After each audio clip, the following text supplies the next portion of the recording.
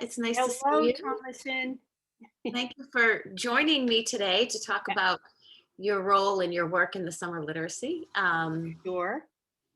We would love for you to talk a little bit about your history and experience at the New Hampshire Literacy Institutes.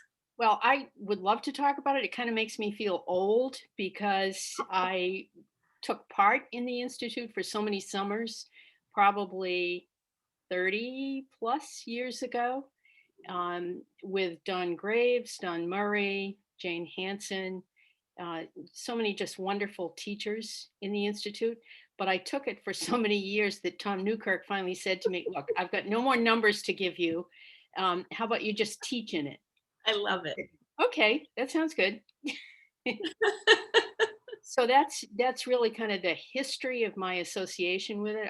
I think I've been there for close to 30 years now, Yep. and I just love it. It's a high point of the summer, and it's what has driven my teaching. It has grounded everything. I still remember one of the first classes I went to was with Don Graves, and I just kept thinking, so this is the way you could teach writing? And then another course with Nancy Atwell that kind of coupled it with reading, and both of them were just eye openers for me. And I've always taught that way. And what I mean by taught that way is what Don learned from Mary Ellen Jacoby, that Mhm. kids need choices about what they're writing and reading. They need time to actually work hard on something they care deeply about that matters to them, and they need positive response to it.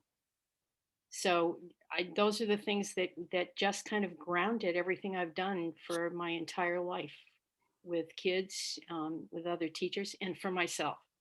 I mean, the other thing I learned from Don Murray was keep a notebook because, as you know, I just keep forgetting names and I keep forgetting lines and I keep forgetting things that happened that I want to remember that mattered. And it became integral to the classroom that kids would say something and I would go, I do not want to forget that.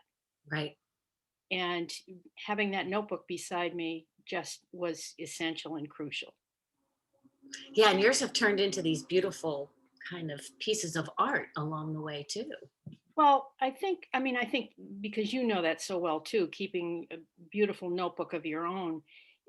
Karen Ernst once said to me, "You need to let this notebook not be so beautiful." She said, "Matter of fact, hand it to me. I'm going to throw it under my car tires." I'm like, "No, you're not."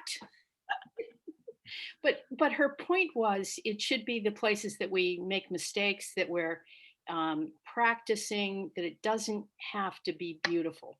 Absolutely. Absolutely. A Yep. place to play, right? Yep. And figure it out. Yep. Absolutely.